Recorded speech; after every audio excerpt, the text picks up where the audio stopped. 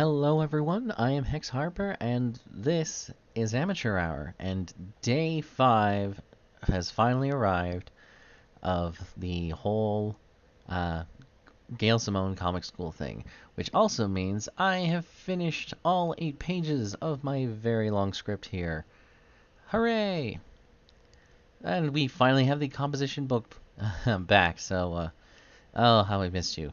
So we got more Batgirl, more Wonder Woman, Stitch, and someone's butt. I think maybe Nightwing? I don't really know off the top of my head.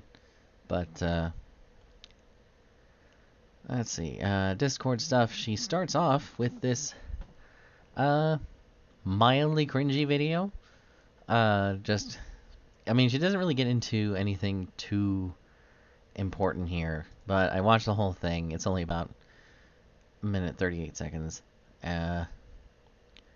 Just kind of like, hey, you learned how to do this, you learned how to do this, and remember all the things that you put in your like roadblock box at the very beginning. Well, guess what? They didn't matter anymore because you finished. Hooray! Uh, let's see. Other than that, it it immediately cuts to silence, and here's Alice Cooper right here. And then it eventually cuts back in, and it goes to awkward zoom in of her larger than I thought it was Godzilla statue. But other than that, it's you don't really need to. You're not really missing anything, I assure you. That was anyway, and it's like, hey, the main artist who does Munchkin did this cool little thing for our Discord thing. You did it. Oh boy. And people notice, guys. There's a bunch of news stories out there. Even the New York Times talked about us. A bunch of my busiest, most brilliant pro friends offered help because of you. Hundreds, thousands of hits. Yes, lots of stroking that I was not a part of, and I don't really care. That's totally fine. The community you built, if someone needed to be a friend, blah de blah. I've been making comics for a while now. I never quite saw anything like it. We all need a friend sometime. I don't want to. Okay, no gold stars. Let's see. Where's the stuff today? Springboard. Wrote the page. The half the story. Finished it. Literally, how do you do your homework twice? Once before the lesson and once after. Because writing rules, if not. Suffice to say, you exceed my expectations. Hope times are over. Honest truth, putting together an anthology right now. There are a bunch of assignments that I would turn in and be proud to publish. I'm sure there would be. And then here's this little diploma that she wants everyone to print out, and she'll be doing autographs for it. Also, there was one thing from the previous lesson that I completely skipped over when I recorded it last. But we have Principal Godzilla, apparently, and I guess that God wanted to shield everyone's eyes and ears from me having to read and say that out loud again, because I completely pluribus what from many we have one Fred. Okay, sure, great. Thank you, Gail. I'm going to ignore that now. And for now, until forever, if you see me at a con, bring your diploma and I will happily sign it in person. Gold Sharpie just for that purpose. Alright, we're going to talk about two things I hinted at in the original. First, indisputable truth, and the last, universal tool.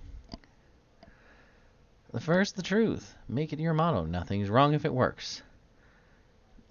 Many classes and papers on writing tell you how the author does things. That's fine. But one look at your layouts and scripts showing that you found your own way. Nothing's wrong if it works. And that counts for the students too. When I was offered a gig at writing the Simpsons comics, because they liked a column I did online, I thought I was the wrong thing, wrong gender, wrong location, wrong experience, everything. Granted, I don't know when you wrote these Simpsons comics, so if it was when you were either just starting out or before you even started, like I can understand wrong experience. Like, I'm a hairdresser. I have the wrong experience and whatnot. But yeah, wrong gender clearly didn't matter. Not entirely sure about location, because I mean, let's see here. Here's a list of the first last woman we have on here. Our first name we have on here is a woman, and then scrolling a bunch down, we find quite a few ladies that have written for The Simpsons. And of, but I wrote stories they liked, and nothing else mattered. So why even worry about that then? Because if you make good content, then no one will care about anything else. That's all that matters, is whether you make good stuff. Doesn't matter how rich, poor, or anything like that. If you do something worthwhile, then that's all anyone will care about. And you don't have to take my word for that. Just listen to anyone else, and they will tell you the same thing.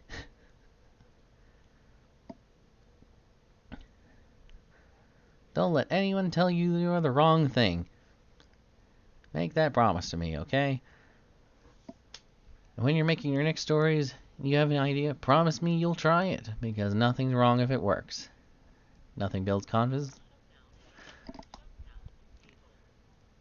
Let's see. Sorry about that. My headset was acting up again.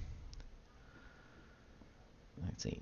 Keep a story locked and unfinished in your desk drawer, not helping your confidence, it's picking at it. Finish it. Make small goals, finish those.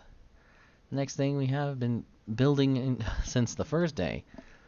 Remember the 5 universal tools we've covered so far? They are focus, talent, passion, craft, and style. With one more. Professionalism. Those are your D&D stats as a writer, okay? Just like strength, diversity... diversity. Oh, that's certainly a... diversity is definitely a stat you need in terms of being a writer at Marvel or DC or anything like that. That's for sure. But dexterity, that's the word I was trying to say. Anyway. And constitution. Your experience becomes your experience points, and you can level up with enough experience. But here's the secret. Every character is different, and that's okay. It's possible you've studied craft and you have strong compositional education. Perhaps your style score is a bit low. No one rolled an 18 on all these scores, you guys. There are writers who have not perhaps the boldest visionaries on the planet, but their craft and professionalism scores are high, so they've devoted the followings of both readers and editors. That is 100% valid. And I'm guessing that if you want to work at Marvel or DC, yeah, professionalism a dumb stat. I will keep harping on that, because calling your entire audience Nazis on Twitter does not good professionalism make. Your stats are your own. You can work on any of them that needed. But remember to highlight those things you feel you're strongest in. If you are a hyper-focused writer, you may be great at epic sagas that would crush a daydreaming genius's talent. So, you are not allowed to beat yourself up over the things that you need to work on. Well, I'm going to do that every single fucking day of my life. So, too bad. An artist draws a hand 100 times before it looks like a hand. And 1,000 more times to make it look like a good hand. Because, yeah, like, isn't the bane of every artist's existence drawing hands and drawing the other eye? A writer might write 100 balloons before it sounds like a person talking. Makes sense? Now, I worked hard in improving my lower stats. Sure you did. And you can too. Think of leveling up like in your favorite RPGs. Talk to friends and pros. Read interviews. You can raise your lowest stats. Professionalism is a universal tool, and is an important talent for most freelancers. It is also where I and a lot of other newbie writers messed up the most. You may always struggle with one of these tools, but that's why there are 6 categories you can dazzle with the rest.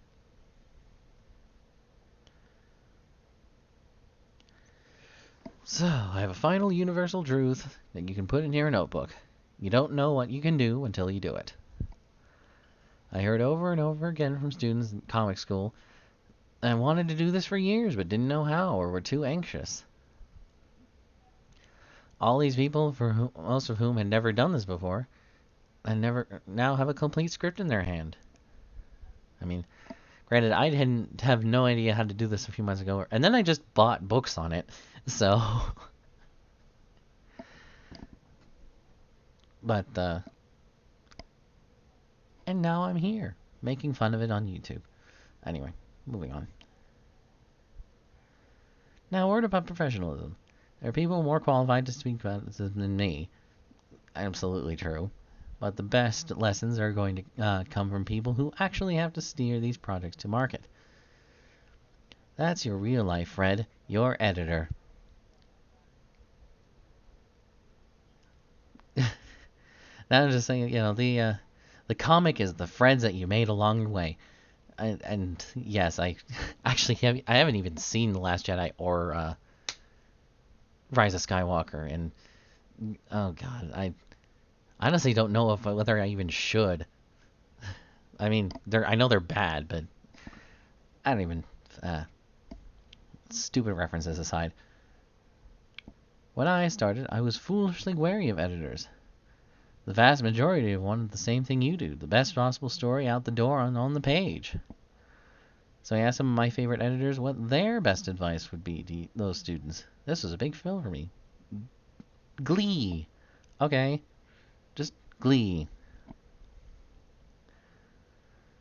First, these 3 steps comes from the great, whoever, fabulous editor that used to run the Vertigo line, and I was doing a clean room. She has 3 tips. Avoid repetition. And by this I mean check your work for the number of times you have a specific character saying or showing the same thing, repeating words, phrases, etc.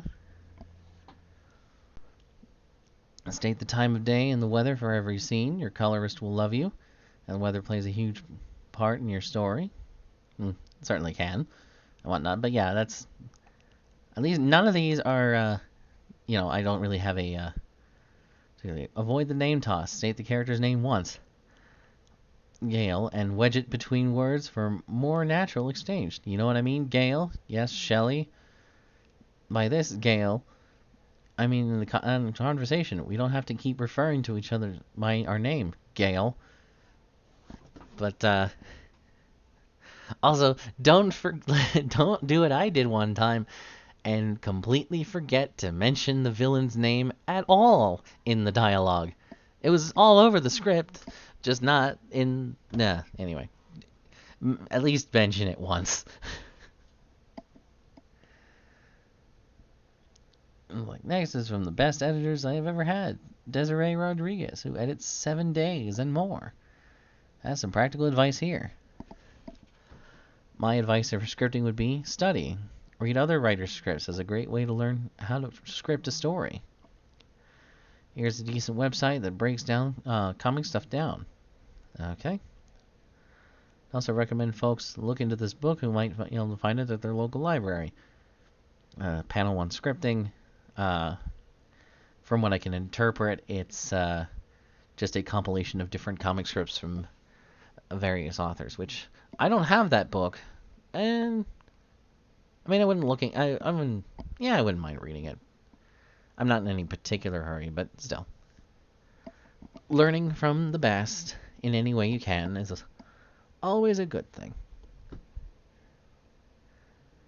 If folks can invest a bit, Scrivener is a really great writing resource.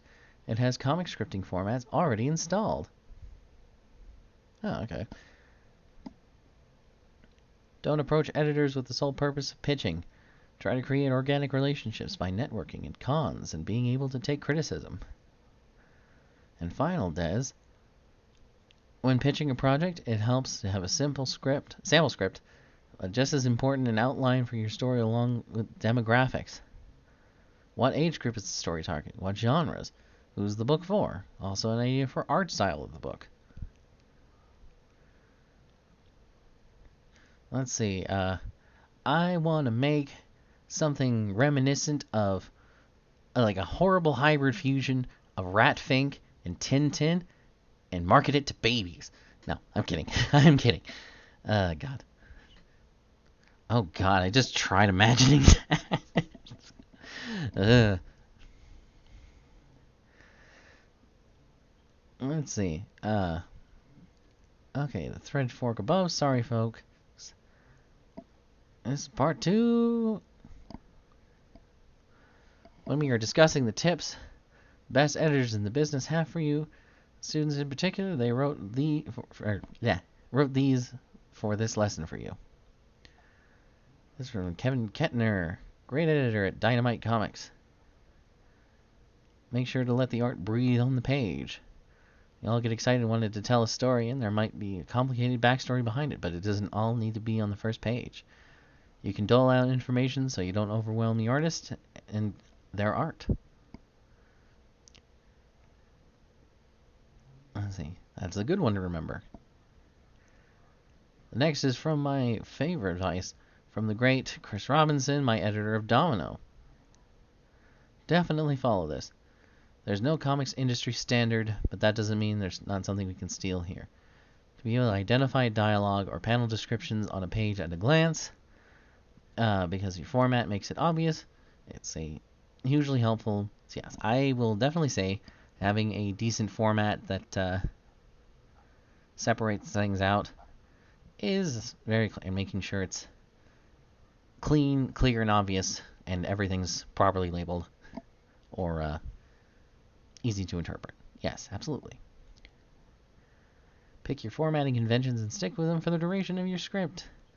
Those are your rules now. Change it up on the next one if you like. Don't change midstream.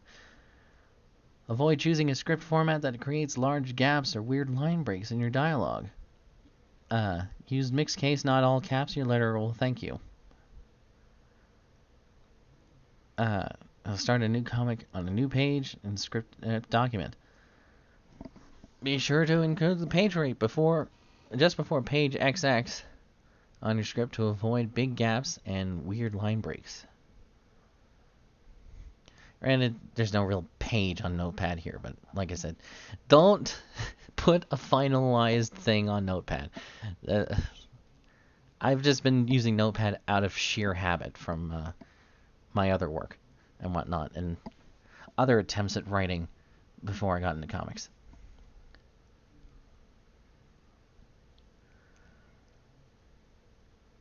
Alright, skipping ahead a little bit. Want to thank the guest faculty for these tips. Promise all of these will come into play if you end up writing for a publisher. Thanks, Chris, Devin, blah, blah, blah. I have 2 little tips I'd like you to think about. We're nearing the end of our session, but there's a couple little tricks that really work. Well, and you might learn from them in your personal toolbox as a writer. Not every time, but consider them. First one I learned from Chuck Dixon, writer of Birds of Prey, Robin, and so much more. He has the little cliffhanger at the end of the page, or at least some kind of thing to incite you to keep reading or whatever. Because I remember going over that last time with Gail's 2 pages, and I'm like, wow, I care about everything that's happening before the page turn, but I can just stop here. Or I don't care about anything that was going on. Oh, now I want to. Hopefully, something interesting will happen on the next page. Flip.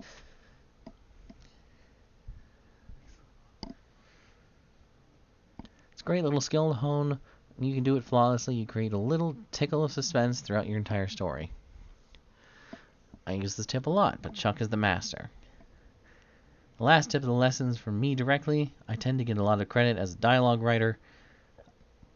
I try to make each character sound distinct, but I have a bit of a process. It's 3 steps. Step 1. Have I heard this before? Doesn't matter much on bit players passing through, but my hero says a phrase or sentence that I saw in the 3 movies already. I strike it down like Odin strikes down pie.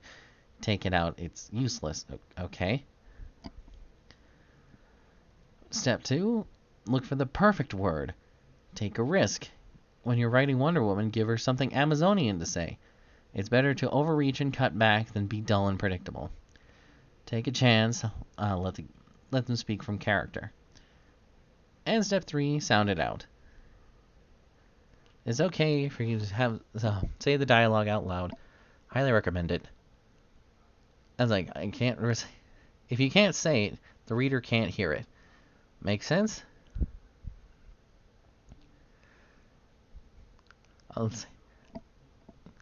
Which also kind of makes me wonder, like, how on earth did the brothers Chaps write for Coach C?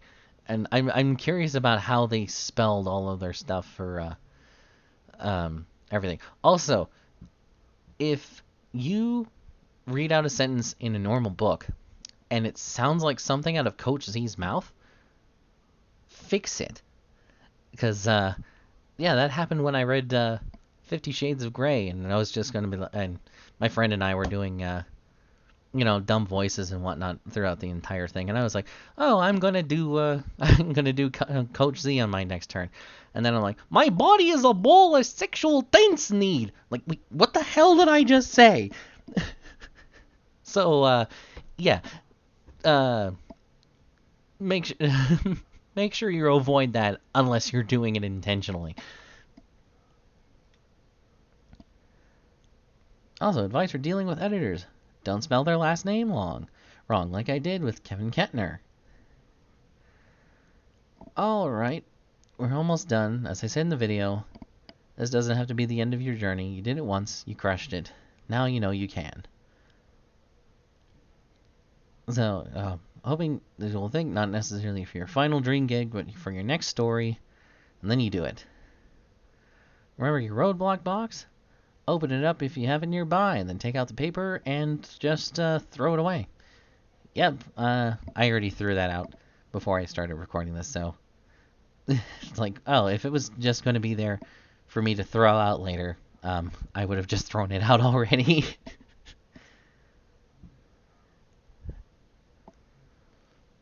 Let's see. It gets better the more you do it, the more you try. The better you get, the more you accomplish. Nobody's born a writer. We are all either drafted or fought our way in.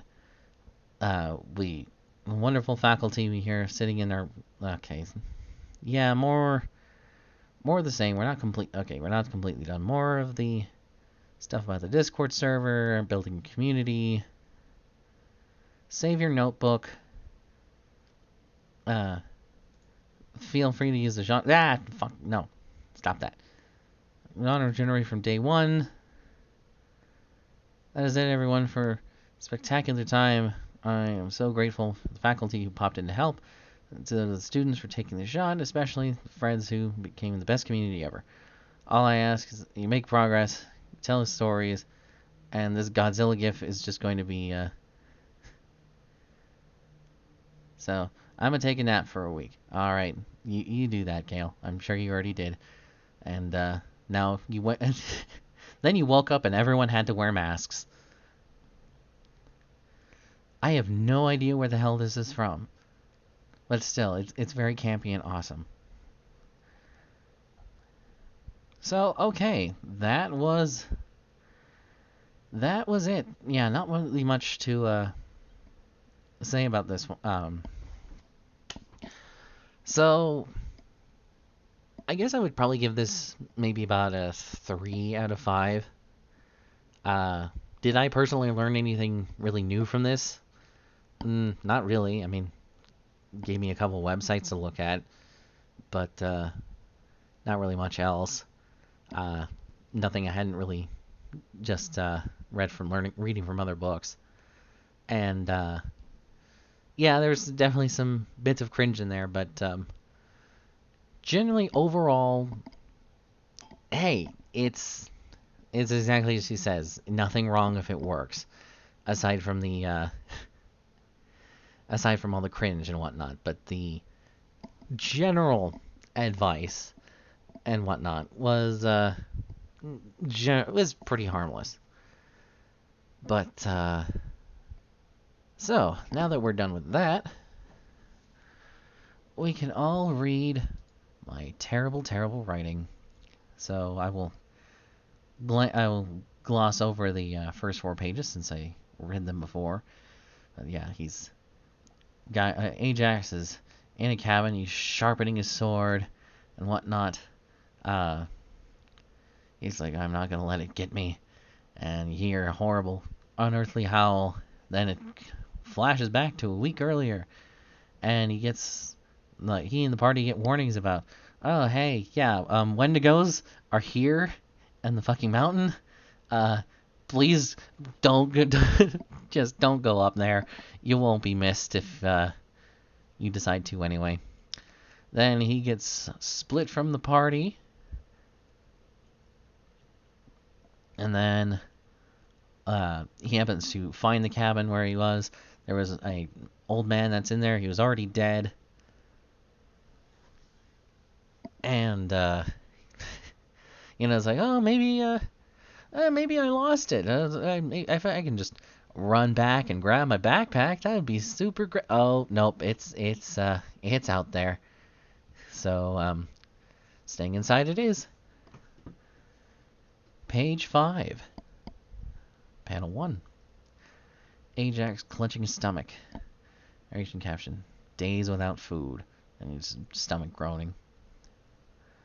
Panel 2. Ajax running back into the cabin, holding a clay pot full of snow, right in front of the door. You can see where he's collected it, only venturing out briefly to collect fallen snow to drink. And him taking out the door to one of the cabinets, eventually doing whatever I could to keep the fire going. Ajax, there's a little dream here. Ajax and Eve sitting on a picnic basket out in a sunny field with a basket full of food. Blanket out with a basket full of food. Ajax is leaning in, kissing her neck. Eve: I hope you enjoy it. Thank you so much, Eve. I'm starving. Kiss. And every night I'd have similar dreams. Then it's a close-up of her face giggling, and she's like, come on, cut it out. Kiss, kiss, kiss, kiss, kiss. Now she's completely freaking out, and a little bit of blood spurting from her neck. And like, what are you doing, chomp? And now she's rolling on the floor, clutching her neck, bleeding everywhere. And Ajax has this like blank expression on his face, with a chunk of her neck in his mouth. Ah! And I wake up even hungrier than before. Ajax snapping alert. It's coming. And page 6. Ajax yanking the chair out from the corpse of the old man. Him falling onto the floor on his back. It's like, sorry, I need this. Thud.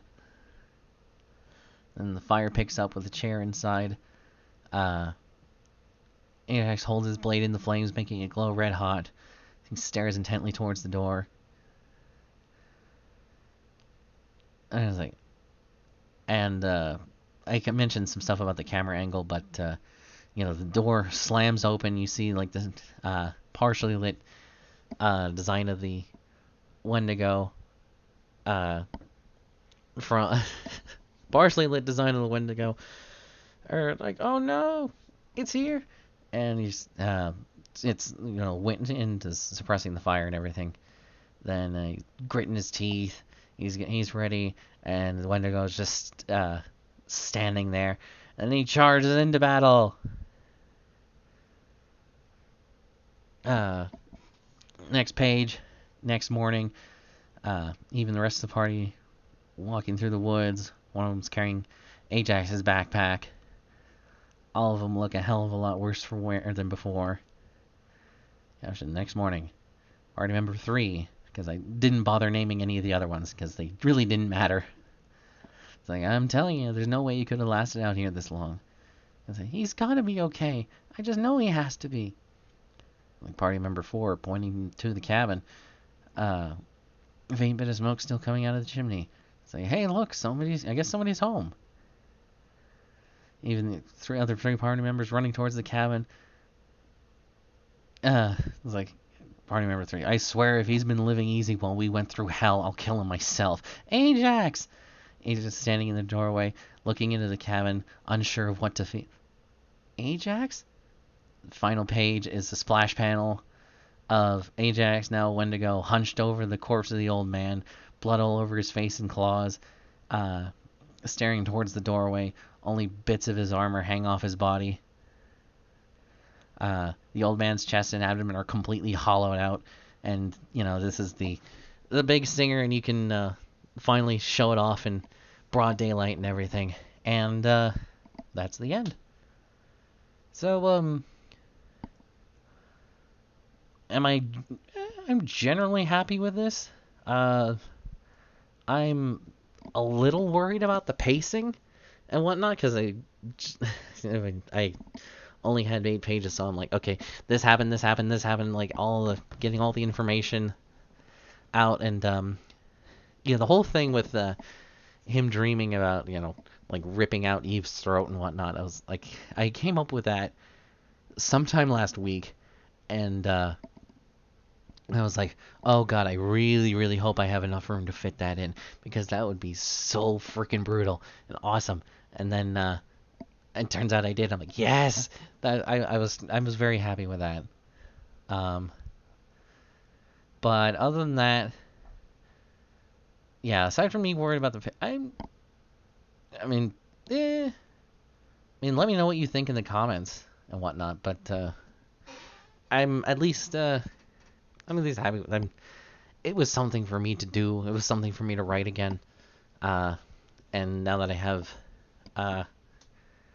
at least the idea for my big project underway, to some extent, I'm like, okay, I have more things to look forward to now. Let's see. One thing I want to comment on before I finish here. That, the script is one thing.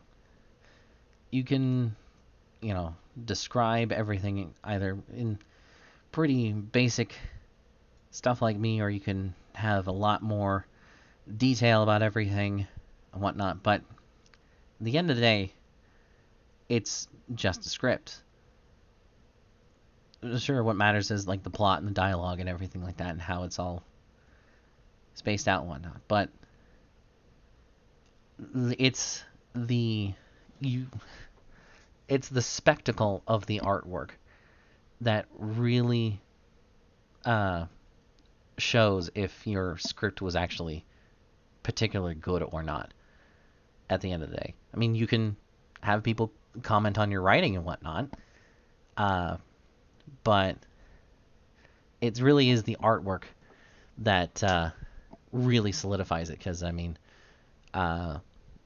when I read the script for Literature Devil's Lady Midnight, I read through the whole thing, and I'm like, okay, yeah, this is pretty cool, and whatnot. Like, the story is good, the dialogue's good and whatnot, and then, I thought it was okay. But then when the actual comic was finished, it was just like 1,000% better, and so much more of a difference actually seeing the artwork and whatnot for it done. Like, it's completely mind-blowing at how much of a difference it can make and whatnot, especially when you have a good artist and who can who can do good stuff with your writing. And that's kind of what I wanted to do with that out of context comics thing I mentioned 1 or 2 videos ago, because I was really thinking like, okay, I could pay someone to just draw this random piece of it, but I kind of wanted to, like, I guess, help out the community. Like, hi, I'm a guy who wants to learn how to write comics. Are you someone who wants to learn how to draw comics, well, hey, go ahead and just take my script, you know, draw out a page, and it'll get you some practice, and show it to me, and it's like, oh, okay, that's I can see what I learned from that in terms of oh, okay, I guess I wasn't very clear on this particular direction, or wow, there was way too many panels than I thought there should be, or something along those lines. Like I kind of wanted to get some visual feedback that way, but yeah, it's not like anyone ever read read my stuff before in the first place. I mean, after all, if you post something online and no one reads it, does it even exist? But still, I mean, your script will only tell you so much about your writing as a whole. But once you actually get it drawn, uh, that's where your writing really shines or uh, falls flat on its face.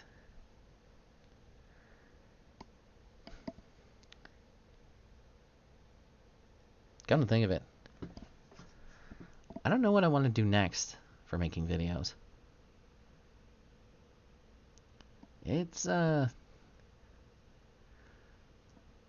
if anyone has anything, uh, you know, if anyone has any suggestions, like, hey, you should maybe try to write something else, or like, I want you to look over, like, someone else's script, or something like that, or it's like, I want to know what books you read. I actually might do that one, but if anyone has anything, please let me know in the comments. I need feedback. I need feedback. That's how am I not supposed to be terrible if I don't get any feedback? Okay, now I'm sounding pathetic. All right, thank you all for watching, and have a wonderful day.